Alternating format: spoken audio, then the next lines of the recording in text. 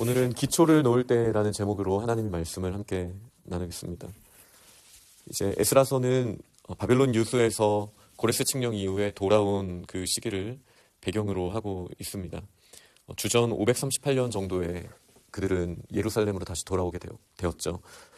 그리고 2장에는 각 족속의 그 자손, 누구의 자손이 몇 명이다라는 계수하는 내용과 그리고 그 가문에 대해서 쭉 이름을 말한 다음에 그들의 고향에서 각각의 처소에서 이제 각자의 성읍에서 머물게 되었다라는 내용으로 에스라 2장이 길게 70절 분량으로 기록되어 있습니다. 그리고 이제 3장으로 넘어오면서 일곱째 달이 되어서 예루살렘에 모이게 되었다.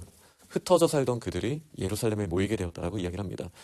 일곱째 달은 저희가 잘 아는 너무나 중요한 절기들이 모여있는 달입니다. 나팔절, 그리고 이제 대속제일, 초막절, 이렇게 쭉 절기가 이어지는 이 일곱째 달이 되어서 예루살렘에 모이게 되었고, 그리고 그들은 제사장들을 중심으로, 그리고 또 리더들을 중심으로 하나님의 번제를 드릴 수 있는 제단을 만들었다라는 말을 하게 됩니다. 그리고 이 제단은 모세의 율법에 기록한 대로 번제를 드리기 위하여 만든 것입니다. 그리고 이 제단의 위치 또한 성전의 터에 세우게 됩니다.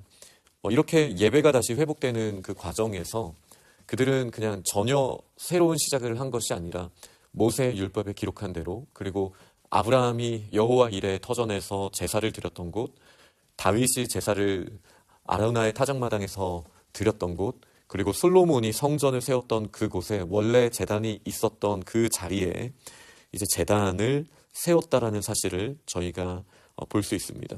그 배경은 3절은 저희가 두 가지 방향 다 해석을 할 수 있는데요. 우리가 모든 나라 백성을 두려워하여서 두렵기 때문에 예배를 더 드려야겠다라는 마음으로 저희가 해석을 할 수도 있고, 두려워했지만 번제단을 세웠다라고도 이해할 수 있습니다. 그 두 개가 아주 큰 차이가 나진 않지만 저희가 두렵고 다른 사람들이 우리를 위협하는 상황이다, 예배가 막힐 수 있다라는 생각이 있음에도 불구하고 오히려 예배를 세우는 것, 제단을 세워나가는 것이 그들이 선택한 일이었고 또 그것은 정답이었습니다.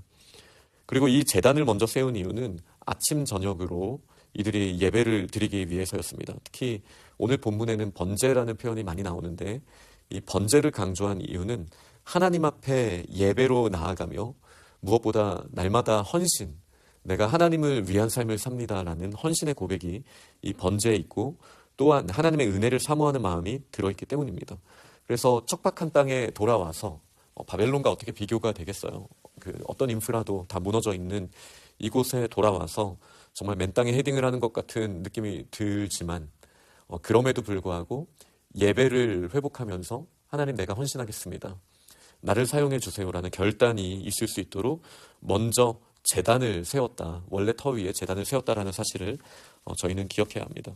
그래서 이제 일곱째 달부터는, 나팔절이 있었던 이때부터는 제단을 세우고 이스라엘 백성들이 매일같이 예배를 드릴 수 있게 되었습니다.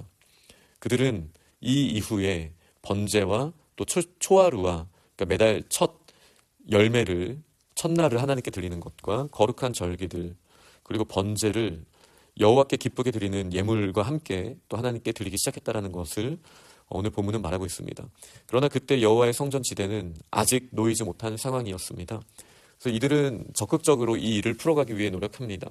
석수와 목수에게 돈을 주고, 또 시돈 사람과 드로 사람에게 먹을 것과 마실 것과 기름을 주고, 그리고 고레스가 명령한 대로 백향목을 레바논에서부터 받아서 욥바 해변까지 운송하게 한 일이 기록되어 있습니다.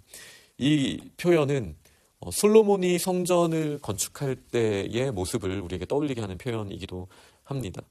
그리고 그 이후에 쭉 나오는 모든 내용들, 레위인들의 역할과 그리고 나팔을 들었던 이 레위 사람들, 여호와를 찬양하면서 성전의 기초를 놓는 이 모든 모습들 또한 솔로몬이 하나님의 성전을 지었던 그때를 저희들에게 기억하게 합니다. 이들은 다시 말씀드리지만 전혀 없는 배경에서 성전을 세운 것은 아닙니다.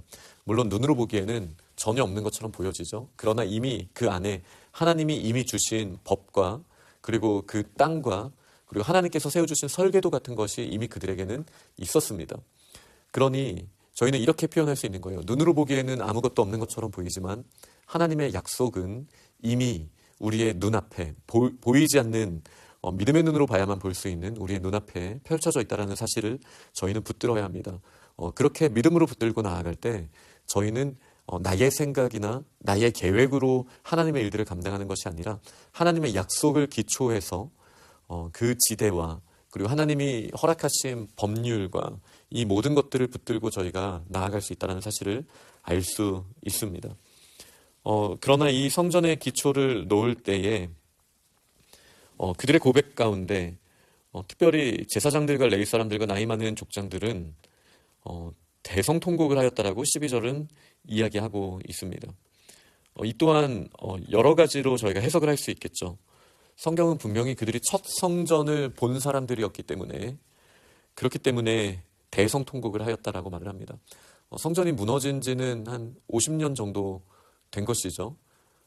물론 이제 처음에 여호야김 때 끌려간 사람들은 70년이 됐지만 그 후에 이제 남은 왕들, 두세 왕들의 시기를 지나서 성전이 최종적으로 586년에 무너졌기 때문에 한 50년 전에 봤던 사람들이 있는 거예요. 근데 그 사람들이 대성통곡을 한 이유는 무엇일까요? 그 50년의 세월의 무게와 그 아름다웠던 성전이 무너졌던 것을 기억하고 있다는 의미일 수 있습니다. 그들의 죄로 말미암아 성전이 무너졌던 것, 그리고 바벨론 포로 기간을 그들이 힘들게 지내왔던 것, 그러나 이제 하나님께서 성전의 기초를 놓게 하심을 보고 대성통곡을 하였다라고 저희가 해석할 수 있습니다. 또 첫 성전과 지금 세워지기 시작할 성전을 비교하면서 대성통곡했다라고도 저희가 해석할 수 있습니다. 그러나 그렇게 했을 때에 조금 맥락상 저희가 확 와닿지 않는 것은 지금은 겨우 기초를 놓았을 뿐이기 때문입니다. 기초만 보고 첫 성전과 완전히 비교해서 울었다라는 표현은 사실 정확하게 우리 마음에 와닿지는 않습니다. 원래 있었던 터에 기초, 터전을 닦아놓고 나서 그들이 울었다는 것은 첫 성전의 아름다움을 물론 기억하였기 때문에 그것을 무너진 것을 보고 울었다라고는 충분히 저희가 해석할 수 있지만 지금 성전의 터전과 옛 터전을 우리가 바라보면서 울었다라고 표현하기는 좀 어렵지 않을까라고 생각을 합니다. 그러나 여전히 이들의 울음은 아주 큰 의미가 있습니다. 그리고 이 대성통곡은 또 여러 사람들의 기쁨의 함성과 맞물려 있고 그리고 13절은 이 소리를 백성들이 분간하지 못했다. 그러니까 대성통곡하는 원래 처음에 그 아름다움을 기억하면서 울었던 그 마음과 지금 기초가 놓여지면서 또 기쁨으로 기대하는 마음이 함께 있었다라는 이 공동체에 함께 있었다라는 사실은 저희들에게 한 가지를 더 떠올리게 합니다. 바로 이 기초라는 표현에 사도들과 그리고 또 선지자들의 기초 위에 하나님의 나라가 하나님의 교회가 세워졌다라고 사도 바울은 이야기하지 않았습니까?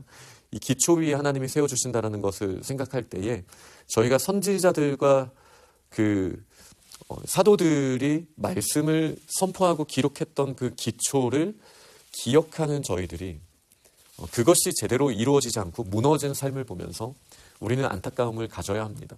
그러나 동시에 또 기초를 놓으면서 이미 저희들에게 완성해서 주신 하나님의 나라의 기초인 이 말씀의 터전을 이 척박한 땅 가운데 세워나가는 기쁨의 환호성도 우리는 여전히 가지고 있어야 합니다.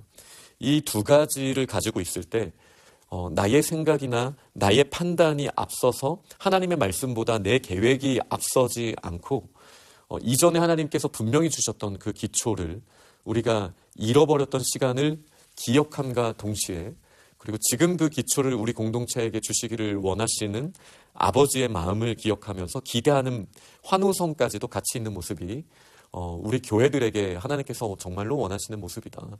저는 그렇게 생각을 합니다. 이제 그 돌아오고 둘째 해에 하나님의 나라의 기초가 말씀으로 세워지기 시작합니다. 물론 어려움도 있을 것입니다. 3절 말씀을 보면 우리가 모든 나라 백성을 두려워한다라는 말이 굳이 있는 것은 앞으로 일어날 일들에 대한 복선이기도 하고 하나님의 나라를 하는데 언제든지 세워나가는데 어려움은 있을 수 있다라는 당연한 사실을 또 보여주고 있는 것이라고 할 수 있습니다. 우리가 하나님의 나라의 기초를 세울 때에 당장 눈으로 보기에는 아무것도 없는 것처럼 보여지기도 하지만 믿음의 눈으로 우리는 봐야 합니다. 그러면 모리아 산과 그리고 오르난의 타작마당이 보여지게 됩니다. 솔로몬의 성전이 보여지게 됩니다. 또 기초를 놓을 때 아무것도 없다라고 느껴질 때 또 하나님의 약속을 의지해서 석수와 목수를 고용하기도 하고 또 시돈 사람 두로 사람들에게 말하여서 고레스의 명령대로 백향목을 가지고 오게 하는 그런 일들도 필요합니다.